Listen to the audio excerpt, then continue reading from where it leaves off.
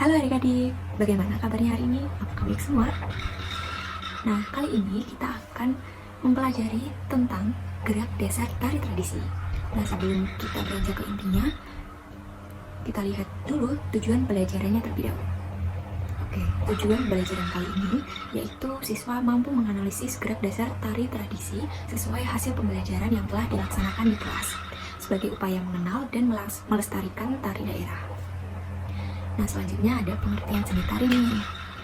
Nah, seni tari sendiri merupakan sebuah kesenian yang menggunakan gerak tubuh yang dilakukan secara berirama, dilaksanakan pada tempat dan waktu tertentu dengan tujuan sebagai ungkapan perasaan, maksud, maupun pikiran.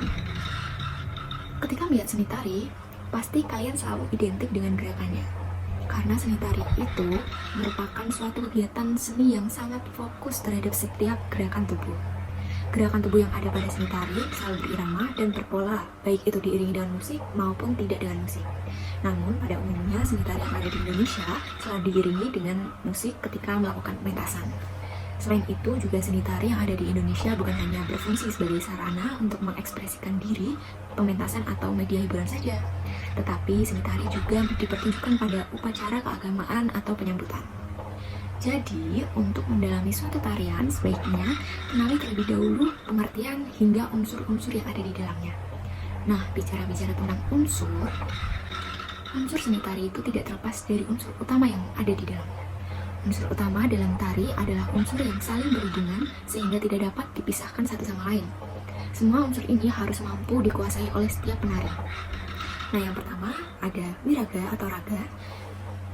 Gerak menjadi unsur yang paling utama dalam tari ketika penonton melihat gerak-gerakan penari. Umumnya mereka dapat menebak penari tersebut memerankan karakter apa. Nah, wiraga sendiri merupakan unsur tari yang berhubungan dengan gerakan-gerakan.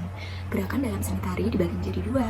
Yang pertama ada gerak murni dan yang kedua ada gerak maknawi. Gerak murni yaitu gerak tanpa tujuan, sedangkan gerak maknawi memiliki makna atau tujuan yang hendak disampaikan pada penonton. Lalu yang kedua ada wirama atau irama. Dalam seni tari sendiri, irama memegang peran penting sebagai pengiring gerak tari. Wirama berasal dari musik yang dimainkan oleh para pengiring, dan seorang penari harus mampu menyatukan gerakan tari dengan irama agar terciptanya sebuah harmonisasi gerakan yang baik. Selain itu, ketukan dan tempo dalam irama digunakan sebagai tanda kapan penari harus memulai tarian, mengganti gerakan, dan berhenti. Wirama juga dapat berupa instrumen yang menggunakan alat musik seperti kecapi, suling, tepuk tangan, hentakan kaki, maupun nyanyian. Yang ketiga, ada wirasa atau rasa. Wirasa merupakan kemampuan seorang penari dalam menghayati sebuah tarian. Sebuah tarian itu biasanya mengandung makna yang hendak disampaikan kepada penonton. Nah, makna ini akan sampai jika penari dapat memunculkan rasa yang ditunjukkan melalui ekspresi dan gerakan. Dengan demikian, unsur wirasa bertujuan untuk memperkuat karakter dalam pertunjukan tari agar mudah tersampaikan kepada penonton. Dan yang terakhir, ada wirupa atau ekspresi. Ini merupakan kemampuan seorang penari dalam mengekspresikan tarian melalui mimik wajah dan pendalaman karakter. Nah, seorang penari harus mampu menjiwai karakter dengan berekspresi melalui mimik wajah. Dengan begitu, ekspresi akan mendukung penyampaian pesan dalam sebuah tarian. Oke, unsur-unsur tari sudah. Selanjutnya kita akan membahas intinya yaitu gerak dasar tari. Gerak dasar tari merupakan hal yang harus dikuasai oleh penari yang merupakan unsur pokok dalam sebuah tarian yang akan membuat tarian utuh dan menciptakan keindahan. Nah, yang pertama ada merayung atau meruji. Gerakan dasar yang pertama itu merayung. Dalam gerakan ini telapak tangan menghadap ke depan, ibu jari ditekuk ke dalam, menempel telapak tangan, lalu empat jari dibiarkan berdiri berdempetan. Nah, gerakan ini juga dilakukan dengan posisi jengkeng atau jongkok pada tari putra gagah gaya Yogyakarta. Selanjutnya ada nyiting atau nyekiting. Gerakan tangan yang sering juga digunakan penari Jawa yaitu dengan posisi telapak tangan menghadap ke depan, ujung jari tengah menyentuh ibu jari sehingga membentuk lingkaran.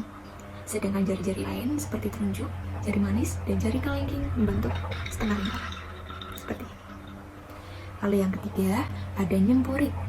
Gerakan tangan lain yang perlu diketahui sebelum membawakan tari tradisional adalah gerakan nyempurit. Nah, untuk melakukan gerakan ini, posisi telapak tangan menghadap ke depan. Kemudian ibu jari menyentuh jari telunjuk. Sementara jari lain, yaitu jari tengah, jari manis, ditekuk ke bawah membentuk setengah lingkaran. Sedangkan jari kelingking ditekuk ke atas hingga bentuk posisi menyerupai kepala seekor burung. Posisi ini juga terdapat pada tari Surakarta dan juga Yogyakarta. Lazimnya dipergunakan untuk tangan yang sebelah kanan.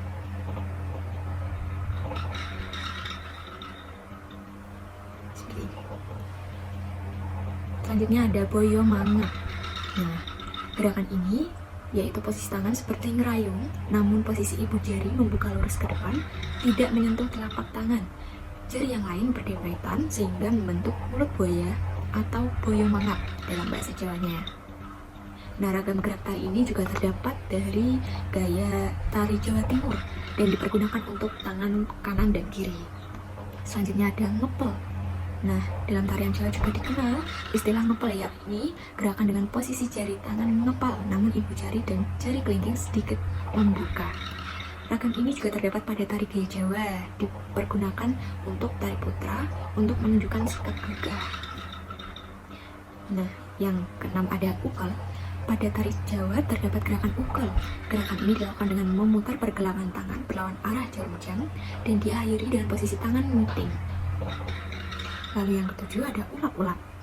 Gerakan ini seperti gerakan homat dengan posisi jari sejajar dengan alis atau dahi. Nah, gerak ini juga terdapat pada seni tari gambyong dari Jawa Tengah dan dilakukan untuk tangan dan kiri. Yang kedelapan ada kepyak dan kepuyok. Gerakan tangan pada tarian Jawa juga mengenal istilah kepyok. Nah, gerak ini merupakan gerakan mengiblaskan selendang atau sampul ke arah dalam sehingga selendang nyangkut di pergelangan tangan. Sedangkan gerakan untuk menjatuhkan selendang yang menyangkut di pergelangan tangan disebut kepyak. Nah, gerak ini juga terdapat pada tari gambyong dari Jawa Tengah. Ini juga dapat dilakukan pada tangan kanan dan kiri. Dan yang terakhir ada seblak sampur. Nah, gerakan yang penting juga dalam tarian Jawa merupakan seblak sampur atau selendang. Gerakan ini juga mirip seperti menyibak selendang atau sampur yang menggantung di sisi badan.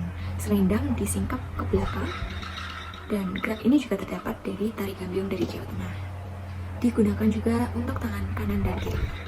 Baik, itu saja penyampaian materi untuk hari ini adik-adik. Nah, terima kasih sebelumnya. Mohon maaf apabila penyampaian dan salah kata yang ibu ucapkan. Terima kasih sudah mendengarkan sampai akhir. Wassalamualaikum warahmatullahi wabarakatuh.